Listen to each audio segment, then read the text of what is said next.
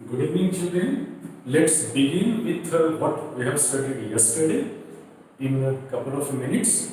Yesterday, we have seen about x-intercept and y-intercept made by a line. Now, when we say intercept made by a line, it means y-axis, x-axis, and there is a line coming. I say that this line has made x intercept.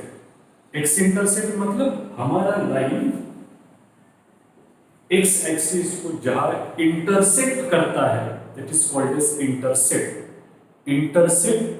Intersect एक ही है.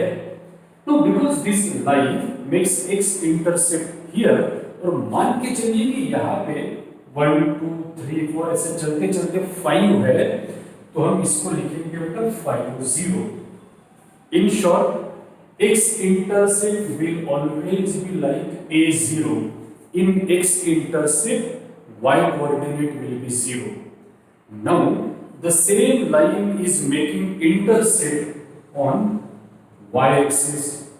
ये line ने देखो y-axis को यहाँ पे intersect किया, तो इंटरसेक्ट और इंटरसेप्ट एक ही है. Because this line intersects y-axis, suppose in 4, जैसे 1 2 3 ये 4 है मान के चलिए, according to rule that we have studied in 8th standard, 9th standard, 10th standard, any point which lies on y-axis has x coordinate 0, तो मैं इसको 0 4 लिखूंगा. अर्थात broadly normally y intercept दिखने में ऐसा दिखेगा. Just remember, x इंटरसेप्ट में y का वैल्यू 0 होता है बेटा, और y इंटरसेप्ट में x का वैल्यू 0 होता है. वन थिंग ये हमने मार्जिन के ऊपर लिखा भी था. दूसरी बात, जैसे वेट किलोग्राम या पाउंड में मेजर कर सकते, जैसे डिस्टेंस किलोमीटर या माइल्स में मेजर कर सकते, वैसे ही कोई भी एंगल आवश्यक नहीं कि डिग्री में ही मेजर किया जाएगा, वो रेडियंस में भी मेजर किया जा सकता है.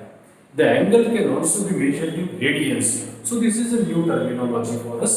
सी I have written radians and degree.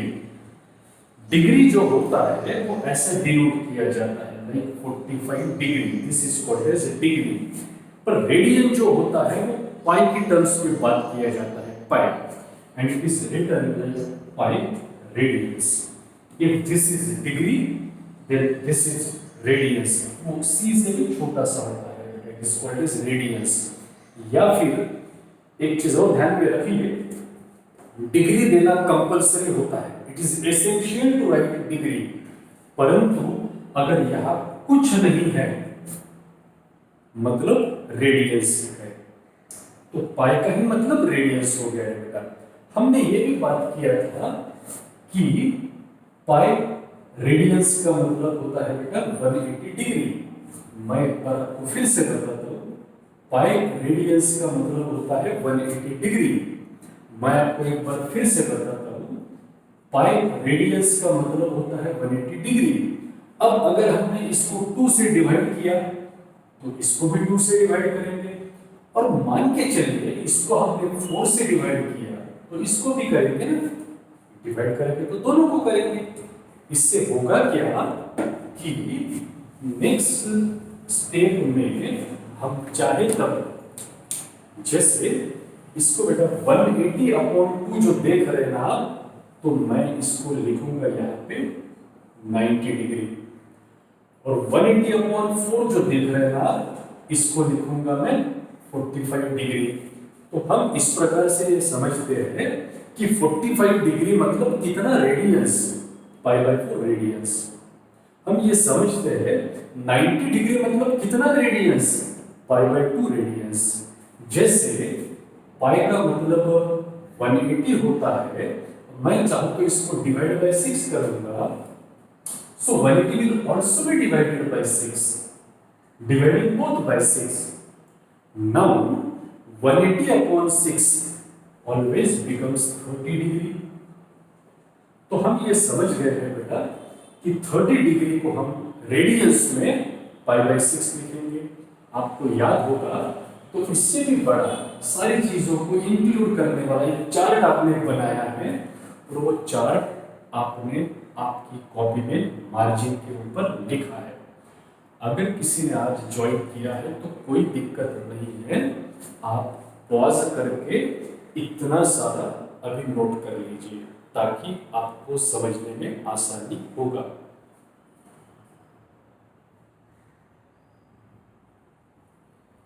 चलो अब हम लोग आगे बढ़ते हैं और क्वेश्चन नंबर 5 सॉल्व करते हैं। एक्चुअली क्वेश्चन नंबर 5 आपको करने के लिए दिया था, पर क्योंकि कुछ स्टूडेंट्स को उसमें क्वेरी था और वो क्वेरी सही नहीं, इट वाज गुड क्वेश्चन, तो मैंने सोचा कि उसको पूरा क्लास में हम लोग रिपीट करते हैं। तो अभी बेटा हम लोग प्रॉब्लम नंबर 5 सॉल्व करने वाले हैं। Stay tuned, come on. चलो आगे बढ़ते हैं। तो इस प्रॉब्लम में भी हमको नया कुछ कंसेप्ट पढ़ना है एक बार, और मेरे ख्याल से इस एक्सरसाइज में 3 ही चीजें नहीं थी, 2 चीजों के बारे में अभी मैंने बात किया and now this is third. होता क्या है ना, अब मान के चलिए आप कि आपका tan थीटा आता है अगर 1, tan थीटा आता है 1 और आपको किसी ने पूछा फाइंड द इंक्लिनेशन का है, find the inclination. No, to find the inclination means what? Inclination मतलब थीटा, एंगल। इंक्लिनेशन पूछ रहे हैं मतलब आपको एंगल पूछ रहे हैं, आपको थीटा फाइंड आउट करना है और आपका tan थीटा का आंसर आया है 1, तो थीटा कितना आएगा? तो आप ऐसा करोगे, आप लिखोगे बेटा इसको tan theta is equal to tan π/4। मैं थोड़ा अभी डायरेक्ट π/4 लिखा।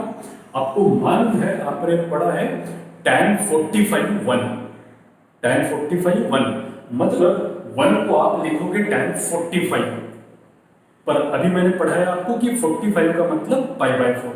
आप चाहे तो 1 मिनट रुक के वो टेबल देख लो, आपको वहां पे मिलेगा 45 डिग्री मतलब π/4। तो मैंने tan 45 की जगह पे tan π/4 लिखा। 1 मतलब tan 45, tan π/4। इनको कंपेयर करिए, tan बाजू में रखिए तो हमें मिलता है बेटा थीटा इज इक्वल टू π/4, और इस प्रकार से हमने थीटा फाइंड आउट कर लिया। परंतु कभी अगर ऐसा होता है कि आप जो सॉल्व कर रहे हैं प्रॉब्लम, उसमें tan थीटा का वैल्यू नेगेटिव आता है, नेगेटिव, तो फिर क्या करोगे? नेगेटिव से कैसे बाहर निकलना? 10 तक तो ऐसा पूछा नहीं रहता, पर अब तो पूछेंगे क्योंकि आप बड़े हो गए, बड़ी कक्षा में गए, you have grown up and gone to next standard, so such questions will come up. अब नेगेटिव रहा तो कैसा करेंगे? तो उसके लिए एक फार्मूला है, मैं आपको बताता हूं। फार्मूला ऐसा है, minus tan x is equal to tan π-x. What we have written? We have written that minus tan x is equal to tan π-x. What we have written? Minus tan x is equal to tan π-x. ठीक है? तो हम लोग तुरंत अभी अगला problem शुरू करते हैं, उसके पहले इसको एक बार देख लेंगे। Minus tan x is equal to tan π-x। इसको ना बेटा आप मार्जिन के ऊपर नोट करोगे अपनी कॉपी में, minus tan x is equal to tan π-x। चलो, as the question says, line makes intercepts 3 and 3 on coordinate axis। तो हमने लिखा x intercept is equal to 3, तो पहला पॉइंट हो गया हमारा 3 0। फिर हमने लिखा बेटा y intercept is equal to 3, तो हमारा दूसरा पॉइंट हो गया बेटा 0 3। नाउ रिमेंबर, ऐसा उन्होंने कहीं पे बोला नहीं है, पर उन्होंने कहा है line makes intercepts 3 and 3 on the coordinate axis, means x intercept is 3 and y intercept is also 3। तो x intercept 3 0, y intercept 3 0।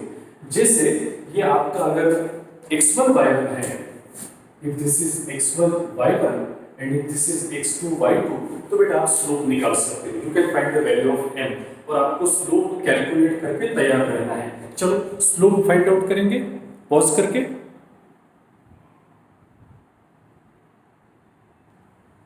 आया कि आपका आंसर ऐसा और इतना आया होगा। जैसे देखो बेटा, ये हमारा x1 y1, ये हमारा x2 y2, हमने स्लोप का फार्मूला लिखा m is equal to y2 minus y1 upon x2 minus x1, values put up किए। हाँ, ये बात अलग है कि मैंने m को यहाँ पे tan थीटा लिखा तो वो चलता है, यू नो बेटा, m is equal to tan theta, और इसको सॉल्व किया तो 3 अपॉन माइनस 3, तो बेटा tan थीटा का वैल्यू मिला हमको -1। और हम इसी की बात कर रहे थे कि जब भी आंसर नेगेटिव आता है तो वहां से आगे बाहर कैसे निकलना, यही पढ़ना है बेटा हमको। अगर tan थीटा इक्वल टू -1 है तो कैसे होगी बात ऐसे होगी, when tan theta is equal to -1, I will write tan theta is equal to minus, मतलब लक्ष्य दे बेटा उससे 1 का मतलब आपको मालूम है tan 45, मानते ही ना 45 तो मैं लिखूंगा नहीं, मैं उसको लिखूंगा बेटा π/4। आगे यहाँ तक ये रहा आपका -tan π/4। थोड़ी देर के लिए आप इसको x मान के चलिए, पढ़िए तो x बोल के अगर हम लोग तो -tan x लिखता हूँ मैं, x इज इक्वल टू π/4। हम इसको थोड़ी देर के लिए x मानने वाले हैं, -tan x क्या होता है, वो होता है ये देखो यहाँ -tan x tan π-x। तो बेटा हमने फार्मूला लिखा tan π-x, x का वैल्यू क्या बताया मैंने आपको π/4, तो आप x की जगह पे क्या लिखोगे बेटा π/4। आप सोचोगे कि ये अचानक कैसे आ गया, कोई दिक्कत नहीं, इसके बाजू में ये लिखो तुरंत, समझने में आसानी होगी।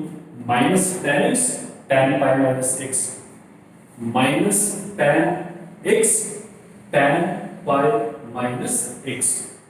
आगे बढ़ते हैं तो ये बनता है tan 4 into pi, 4 pi 1 into pi upon 4 1 जा 4, इतना क्रॉस मल्टीप्लिकेशन से आप आराम से बढ़िया कर लोगे। ये रहा बेटा आपका tan 4 pi minus pi 3 pi upon 4, और इधर बात हो रही tan थीटा की, वो ये रहा आपके सामने, तो इसको हमने लिखा बेटा देयरफॉर tan बाजू में होगा, तो हमने लिखा theta is equal to 3 pi/4। और उनका क्वेश्चन था find the inclination of the line, inclination मतलब एंगल, तो हमने लिखा विच इज रिक्वायर्ड इंक्लिनेशन। ठीक है, अब इसको आप ये जरूर उसके बाजू में लिखिए, मार्जिन के ऊपर तो लिखिए, लेकिन इस प्रॉब्लम में इसके बाजू में जरूर लिखिए, मदद करेगा। अब इसको पॉज करके आप नोट करोगे और इस प्रॉब्लम का इमेज निकाल के मुझे तुरंत सेंड करोगे। ठीक है बेटा, चलो इसको पॉज करके नोट करो, इसका इमेज निकाल के मुझे तुरंत सेंड करो। देखो बेटा कैसा है, tan थीटा इक्वल टू -1 को कैसा सॉल्व करेंगे मैंने आपको एक्सप्लेन किया। कंफ्यूजन रहा तो थोड़ा सा वापस पीछे जाके फिर से एक बार देख सकते हैं। ये टॉपिक थोड़ा अच्छा मजबूत बने, इसके लिए आपको क्या करना है, अभी तुरंत प्रैक्टिस पेज पे देखिए, आप फेयर कॉपी मेंटेन करिए, फेयर कॉपी उसके लिए मेंटेन करिए जो हम टेक्स्ट बुक के प्रॉब्लम्स पढ़ रहे हैं। ये तो मैंने आपको प्रैक्टिस के लिए एक्स्ट्रा दिया है, तो पेजेस पे सॉल्व करिए, ये सॉल्व करिए सेकंड थर्ड। कैसे सॉल्व करना आपको मालूम है, ये tan 60 का वैल्यू है, ये tan 30 का वैल्यू है। अब ये 30 और 60 को पाई की भाषा में कैसा लिखना, वो आपके पास चार्ट तैयार है, इसको भी सॉल्व करिए बेटा, मुझे सेंड करिए, तब हम आगे का प्रॉब्लम पढ़ेंगे। ठीक है, तो आप वीडियो को पॉज करो, थोड़ी देर के लिए बंद कर दो, बंद करके भाग मत जाना, थोड़ी देर के लिए बंद करो और इसको सॉल्व करो, इमेज निकाल के मुझे सेंड करो, और फिर वापस आके हम आगे का पढ़ेंगे। ठीक, तो अभी तुरंत पॉज करेंगे बेटा, इसको सॉल्व करेंगे। So let's move to the next problem, but small request, अगर आपने मुझे होमवर्क सबमिट नहीं किया है और फिर भी आप आगे बढ़ रहे हो, इसका मतलब आप मेरी बात नहीं सुन रहे, और ये गलत है। आप घर बैठे बैठे वीडियो देखे जैसा अगर इसको देखोगे तो वो पढ़ाई नहीं हुई। By doing so you are doing injustice with yourself and your studies.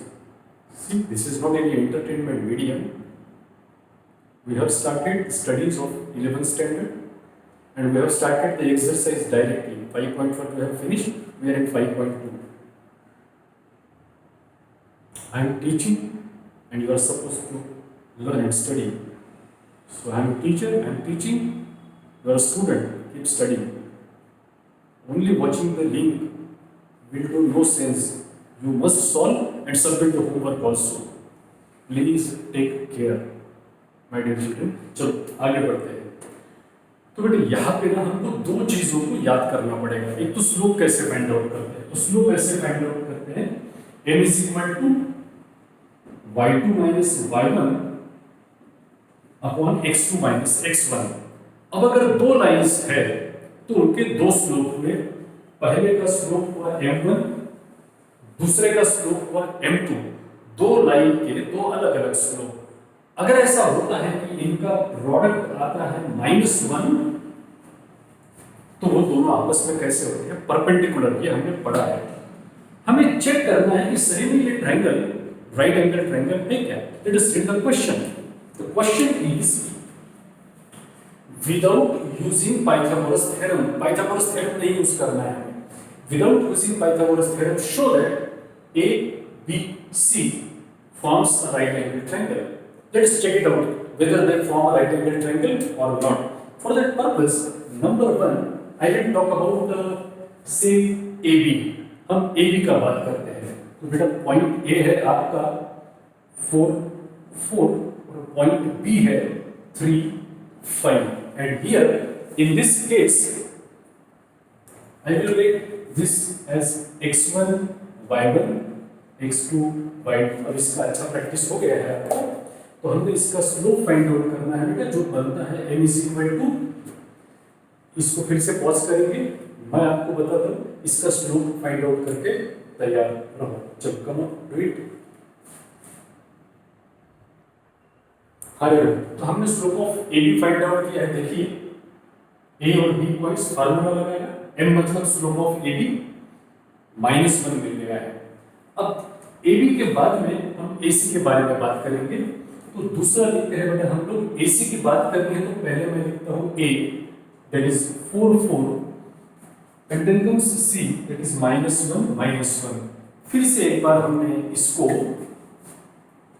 x1 y1 और इसको x2 y2 बोला है. जो आगे चल के बनता है therefore m is equal to y2 minus y1 upon x2 minus x1. m का मतलब हमारे लिए स्लोप ऑफ AC है और स्लोप ऑफ AC हमको मिलता है -1 -4 y2 minus y1 -1 -4 upon x2 minus x1 x2 minus x1 -1 -4 that is equal to -1 -4 -5 upon -5 that is equal to positive 1. Minus cancel हो जाएगा तो 5 अपॉन 5 1. तो हम आगे यहाँ पे slope of AC equal to 1 पे. ये रहा हमारा स्लोप ऑफ AB, ये रहा हमारा स्लोप ऑफ AC. मैं स्लोप ऑफ BC भी निकालने वाला था लेकिन उसका जरूरत नहीं पड़ेगा. स्लोप ऑफ BC का जरूरत इसलिए नहीं पड़ेगा. अब देखिए ना, इसलिए नहीं पड़ेगा क्योंकि ये जो दो स्लोप आप देख रहे हो तो यही पे हमारा काम हो जाता है. हमने लिखा slope of AB into slope of AC is equal to slope of AB कितना है तो -1 और स्लोप ऑफ AC कितना है 1.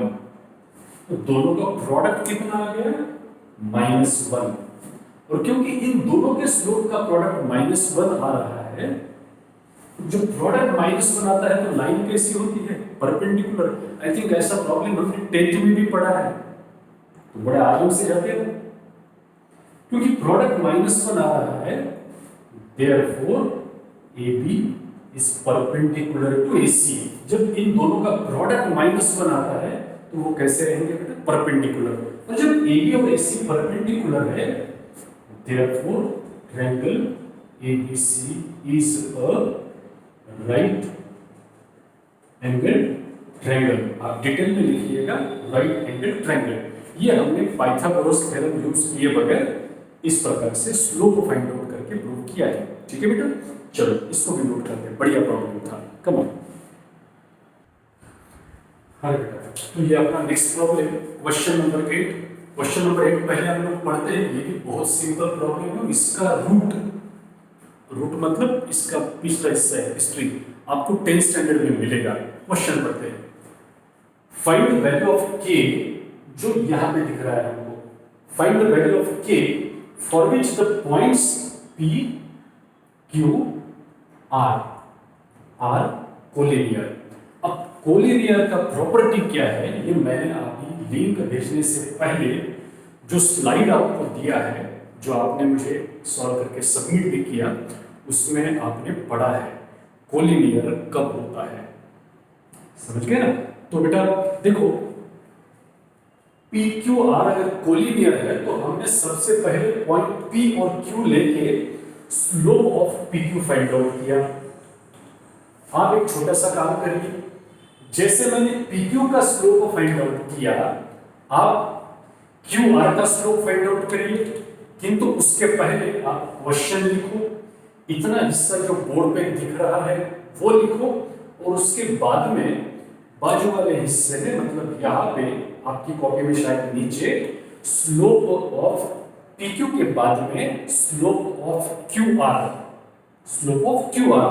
फाइंड आउट करके तैयार रहो। चलो, find slope of QR after this. देखो बेटा, इतना आपका QR का आंसर आया होगा। Slope of QR you must have got 2, और क्योंकि उन्होंने बोला है PQRR कोलिनियर, तो हम यहाँ पे लिखते हैं नेक्स्ट पॉइंट में एस PQR, तीनों की as PQR are collinear, therefore slope of PQ is equal to slope of QR। slope of PQ is equal to slope of QR।